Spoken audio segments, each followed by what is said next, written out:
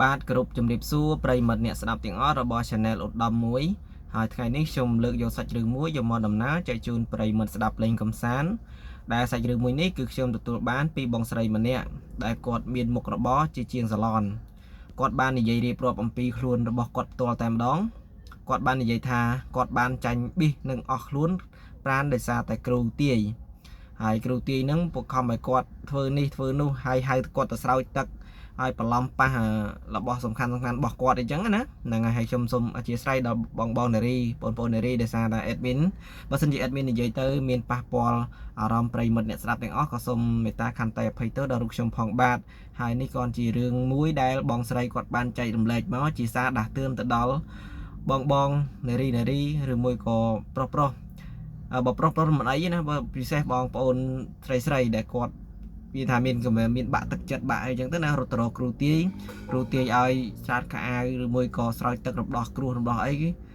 ប៉ះពាល់គេខ្មាស់របស់យើងសូមបងប្អូនបងនារីឬមួយក៏បងប្អូននារីកុំធ្វើតាមគ្រូឲ្យសោះអញ្ចឹងណាហើយបងស្រីគាត់បាននិយាយទៀតថាពេលដែលគាត់ជឿគ្រូទាយហ្នឹងណា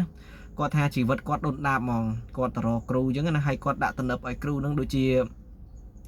ច្រើនណាគ្រូខ្លះ100 200គ្រូខ្លះ200 300អញ្ចឹងណាមិនមែន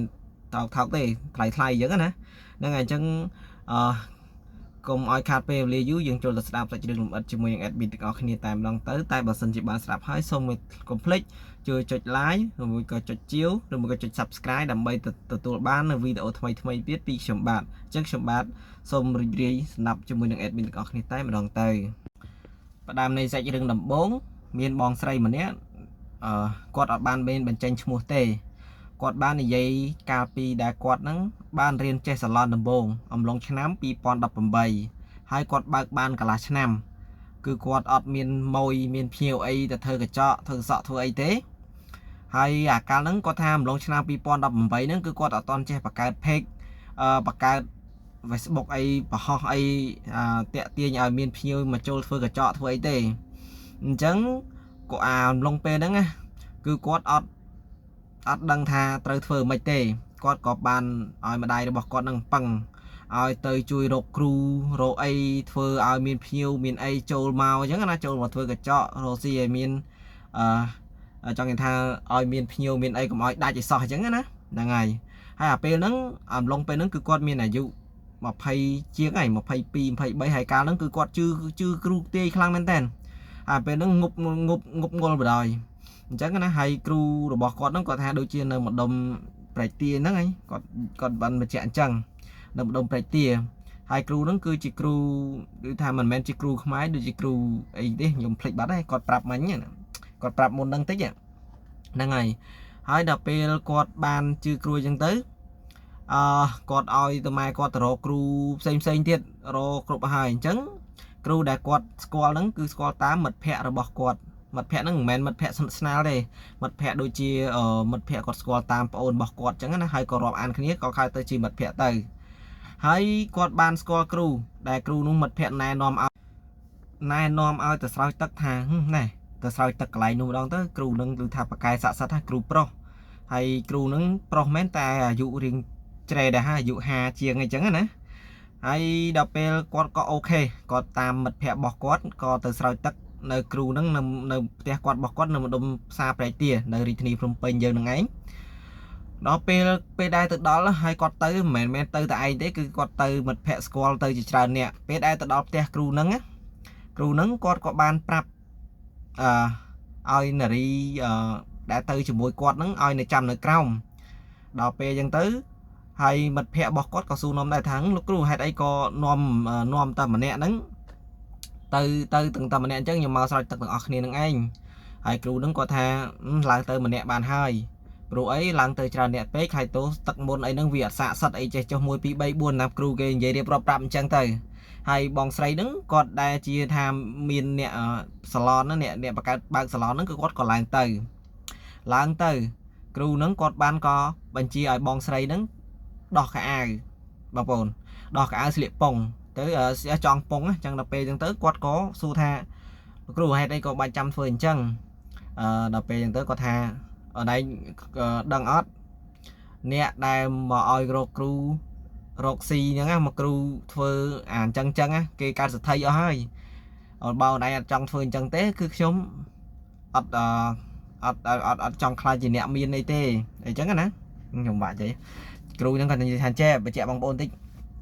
គ្រូហ្នឹងក៏បានបញ្ជាក់ថាបើអូនឯងអត់ធ្វើអញ្ចឹងអូនឯងក៏រកស៊ីក៏អត់មានដែរអញ្ចឹងគាត់ក៏អូខេតាមឲ្យគ្រូហ្នឹងក៏បានយកគាត់ព្រមឲ្យគ្រូនេះគាត់ក៏បានឲ្យគ្រូយកទឹកមុនទឹកអីហើយពេលហ្នឹងបបោះអាលគាត់ថាស្មាទោសគាត់របៀបថាចង់ពងទៅគាត់មិនឃើញអានោះហ៎បងប្អូនស្រីអេដមីនសូមអធិស្ឋាននេះបងប្អូន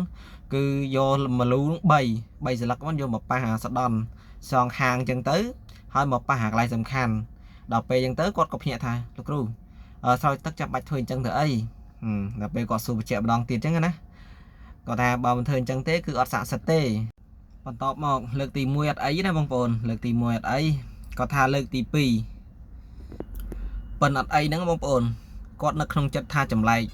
ធម្មតាយើងទៅស្រោចទឹកយើងស្លៀកខោអាវធម្មតាទៅវិធីណាបងប្អូនអានេះស្រោចទឹកហើយស្លៀកតប៉ុងទេអញ្ចឹងគាត់ចម្លែកនៅក្នុងចិត្តប៉ុន្តែមុននឹងស្រោចទឹកបងប្អូនគ្រូនឹងគាត់ក៏បង្ខំឲ្យបងស្រីដេកសំពះដូចយើងស្មាតទៅដូចយើងចង់ខ្មោចដេកផ្ងាឲ្យសំពះអញ្ចឹងបងប្អូនដូចយើងគេធ្វើបុណ្យសពគេឲ្យសំពះដូចរបៀបដេកសំពះផ្ងាឡើងលើអញ្ចឹងបងប្អូនពិតជាយល់ហើយអាលើកទី2ហ្នឹងឲ្យគាត់សំពះហើយគាត់ធ្វើដូចមុនហ្នឹងអាមុនគាត់តែអង្គុយយកមលូហ្នឹងមកប៉ះយកមលូហ្នឹងគាត់ទៅមកប៉ះកន្លែងនេះកន្លែងនោះទេឥឡូវលើកទី2នេះគាត់យកមលូ3ស្លឹកដូចមុនហើយយកមកប៉ះស្មាតោបងប្អូនបោះស្រីសំខាន់ហ្នឹងណាប៉ះកន្លែងសំខាន់ហើយគាត់ចេះចម្លែកចិត្តឆ្ងល់ថាចុះមិនឲ្យស្រោចទឹកធ្វើអញ្ចឹងទៀតគាត់ថាអញ្ចឹងណាហើយអាពេលហ្នឹងគឺគាត់អត់មាត់ទេគាត់សង្ងំហើយគ្រូហ្នឹងក៏សោតនឹងអែលបន្លំអញ្ចឹងណាបងប្អូនបន្លំមិនដែរមិនមែនលូកប៉ះទេគាត់ថាគាត់ប៉ះពីលើសពុតណាដែលគាត់ចង់ពងដល់ពេលគាត់អត់មានមាត់មានកហើយអាហ្នឹងគាត់នៅក្នុងចិត្តថាដូចជាមិនស្រួលហើយស្រោចទឹករួចគ្រូហ្នឹងក៏បានបង្គាប់ឲ្យបងស្រីហ្នឹងទៅផ្ដិតយករូបថតនៅក្បែរផ្ទះគាត់ហ្នឹងផ្ដិតយកមកភ្លាមអញ្ចឹងណាយកភ្លាមដើម្បីមកឲ្យគ្រូដើម្បីអីដើម្បីធ្វើឲ្យមានភ្ញៀវអីច្រើនអញ្ចឹងមកធ្វើសក់ធ្វើកញ្ចក់ឲ្យលក់ដាច់ជាងមុនអីចឹងទៅហើយបងស្រីគាត់នៅក្នុងចិត្តដែរថាគាត់នឹងប្រហែលជាមិនស្រួលហើយអញ្ចឹងគាត់ក៏ធ្វើតាមគ្រូដោយសារតែគាត់និយាយថាគាត់រិះពិចារណាអញ្ចឹងណាគាត់ជឿដែរគាត់ជឿដោយការពិចារណាប៉ុន្តែគាត់ថាបេះអស់ខ្លួនប្រាណដោយសារតែគ្រូហ្នឹងតែពេលបងស្រីគាត់គិតអញ្ចឹងគាត់គិតថាគ្រូហ្នឹងមិនមែនយករូបថតរបស់គាត់ហ្នឹងដើម្បីដាក់ឲ្យភៀវដាច់ទេដើម្បីយកទៅធ្វើស្នេហ៍ដាក់គាត់អញ្ចឹងពេលបានរូបថតហើយគ្រូនឹងក៏បង្គាប់ឲ្យតម្រូវឲ្យធ្វើកមួនស្នេហ៍ហ្នឹងបងប្អូននឹងមិនអីគេធ្វើចាប់ដើមចេញពីទឹកកាមមនុស្សស្រីបងប្អូនអញ្ចឹងគាត់នឹងក៏សួរទៀតថាចូលធ្វើម៉េចបើបានទឹកកាមហ្នឹងហើយទឹកកាមហ្នឹងបងប្អូនគឺទឹកកាមហ្នឹងមិនមែនទឹកកាមរបស់មនុស្សប្រុសទេគឺទឹកកាមមនុស្សស្រីហើយគាត់នឹងក៏បានសួរគ្រូរួចហើយគ្រូនឹងក៏បានថាឲ្យគាត់នឹងធ្វើឲ្យអញ្ចឹងហើយគាត់សួរថាបានទឹកកាមមកប៉ុណ្ណាហើយគ្រូក៏ឆ្លើយថាផោងហ្នឹងថាចាំគ្រូធ្វើឲ្យដល់ពេលហ្នឹងគាត់ប្រកែកថាធ្វើអីចឹងខ្ញុំអត់ធ្វើទេអញ្ចឹងគាត់ថាអញ្ចឹងគាត់ថាអត់ធ្វើទេហើយគាត់ប្រកែកមួយគ្រូនឹងថាអត់ទេខ្ញុំអត់ធ្វើទេហើយលោកគ្រូស្រោចទឹកឲ្យខ្ញុំមកឲ្យធុកឲ្យអីមកខ្ញុំហៅភ្ញៀវខ្លួនឯងក៏បានដែរអញ្ចឹងណាគាត់ប្រកែកញ៉ាំងមកដល់ព្រោះគាត់ថានៅជាមួយប្តីល្ងិតផងគាត់ថានៅតាអៀនហើយយកតរំឲ្យគេនេះភ្លឺចាស់គាត់អៀនសឹងអីហ្នឹងគាត់ថាគាត់អត់ធ្វើទេគាត់ដាច់ខាត់គឺគាត់ធ្វើបដ ாய் គាត់ថាអញ្ចឹងណាគាត់ប្រកែកមើងម្ដងជាមួយគ្រូហ្នឹងបន្ទាប់មកគាត់ប្រកែកភើងអញ្ចឹងណាគ្រូហ្នឹងក៏បាននិយាយប្រហើបគាត់និយាយប្រឡែងគាត់ថាម្នាក់នោះមានណាដោយសារតែគ្រូធ្វើអញ្ចឹងឲ្យឥឡូវគេកាត់ជាសទ្ធិបាត់ហើយគាត់បាននិយាយអញ្ចឹងណាហើយគាត់ថាអាពេលហ្នឹងគាត់ថាគឺអត់ធ្វើទេយើងគាត់និយាយចាក់បដ ாய் អញ្ចឹងណាគាត់ថាគាត់អត់ធ្វើទេដាច់ខាត់គឺគាត់ធ្វើហើយគ្រូហ្នឹងក៏បាននិយាយបរៀបរាប់ពីនេះពីនោះថាថ្ងៃម្នាក់នោះគេធ្វើអញ្ចឹងដែរហើយគេធ្វើទៅគេយកអាកមួនស្នេហ៍ហ្នឹងដែលគ្រូធ្វើឲ្យហ្នឹងយកមកលាបកន្លែងអញ្ចឹងកភ្ញៀវកន្លែងណានៃទៅភ្ញៀវហ្នឹងជក់ចិត្តចូលចិត្តជើងគេមកធ្វើកញ្ចក់ធ្វើសក់នៅកន្លែងយើងរហូតហើយអញ្ចឹងណាប៉ុន្តែបងស្រីគាត់បានបញ្ជាក់ថាមានអ្នកធ្វើមានពិតមែនមានឲ្យគ្រូធ្វើអញ្ចឹងមែនប៉ុន្តែចំពោះបងស្រីគឺអត់ទេ ហើយគាត់ក៏បាននិយាយពីមិត្តភ័ក្តិរបស់គាត់ដែរមិត្តភ័ក្តិរបស់គាត់មួយទៀតហ្នឹងគឺដោយសារតែស្អាតតែពេលចឹងទៅគ្រូហ្នឹងគាត់ក៏បានយកប្រកបឲ្យយករូបថតដូចគាត់អញ្ចឹងយកពេលហ្នឹងគាត់សង្ឃថាមិត្តភ័ក្តិរបស់គាត់ស្រឡាញ់គ្នាជាមួយសង្សាររបស់គាត់ណាស្រឡាញ់ទៅដល់ពេលទៅបានរូបថតហ្នឹងហើយស្រាប់តែបែកបាក់គ្នាដឹងមូលហេតុបណ្ដោយគាត់ថាអញ្ចឹងណាដល់ពេលធ្វើបានរូបថតដូចគាត់អញ្ចឹងហើយស្រាប់តែសង្សារគាត់បែកគ្នាហើយបែកគ្នាហ្នឹងដោយសារតែបើតាមគាត់ស្មានប្រហែលតានឹងគាត់ធ្វើបំបែកគេអញ្ចឹងណាហើយបានប្រកបឲ្យមិត្តភ័ក្តិរបស់គាត់ហ្នឹងយករូបថតដែលដេកនិយាយថារូបថតបែកខ្នងដាក់គ្នាអញ្ចឹងណាយកទៅដាក់ក្រោមជើងធូបហើយធ្វើឲ្យក៏បែកគ្នាទៅគាត់ថាតានឹងប្រហែលដាក់ស្នេហ៍គាត់ថាបងស្រីនឹងប៊ីសត្រូវស្នេហ៍របស់គាត់ដែរដោយសារសំណាងគាត់ដឹងខ្លួនមុនអញ្ចឹងណាហើយលងលងគាត់រហូតលងគាត់ឲ្យធ្វើកមួនស្នេហ៍ហ្នឹងដោយសារតែធំគាត់ថាប្រហែលជាតានឹងចង់រួមរយៈជាមួយនឹងគាត់អីចឹងណាហ្នឹងហើយនិយាយស្ដាប់រឿងទៅបងប្អូនហ្នឹងហើយវីដេអូនេះគាត់ក៏បានផ្ដាំផ្ញើទៅបងនារីដែលបាក់ទឹកចិត្តដែលមាន stress អារម្មណ៍មានអីហ្នឹងកុំទៅរកគ្រូគាត់ថាឲ្យទៅរកចុះប៉ុន្តែបើគេឲ្យធ្វើនេះធ្វើនោះឬមួយក៏ប៉ះពាល់ដល់គេខ្មាស់យើងគឺគាត់ថាមិនធ្វើទេហើយគ្រូខ្លះតំណឹបថ្លៃណា100 200អីយោអញ្ចឹងគាត់ថាពេលដែលគាត់ជឿគ្រូគឺគាត់ជីវិតគាត់ដុនដាបហ្មងឥឡូវគាត់ឈប់ជឿគ្រូឥឡូវជីវិតគាត់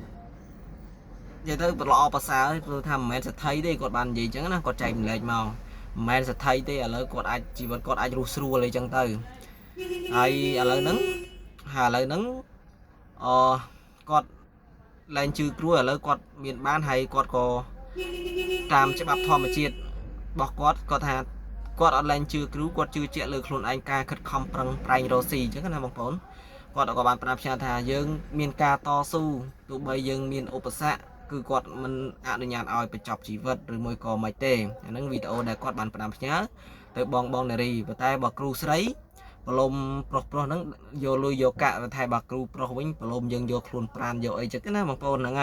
ហើយវីដេអូបងស្រីគាត់បានផ្ដាំផ្ញើតែប៉ុណ្្នឹងទេហើយសិនបើថាបើជឿគ្រូជឿអីយើងជឿក៏គាត់ឲ្យជឿដែរគាត់ថាយើងជឿដោយរិះពិចារណាអញ្ចឹងបងប្អូនកុំឲ្យជឿដល់ងប់ងល់រហូតអស់ខ្លួនអស់ប្រាណអីចឹងទៅគាត់អានឹងគាត់ចែកម្លែកដោយសារតែគាត់ប៊ីសអស់ខ្លួនប្រាណដោយសារតែគ្រូហ្នឹងហើយបងប្អូនហើយវីដេអូគឺមានតែប៉ុណ្្នឹងទេបើសិនជាចូលចិត្តការសម្រាប់របស់ admin សូមកុំភ្លេចជួយចុច like ឬចុច subscribe ឬហេតុបတ်សញ្ញាកណ្ដឹងនឹងទទួលបាននូវវីដេអូថ្មីទៀតពីខ្ញុំបា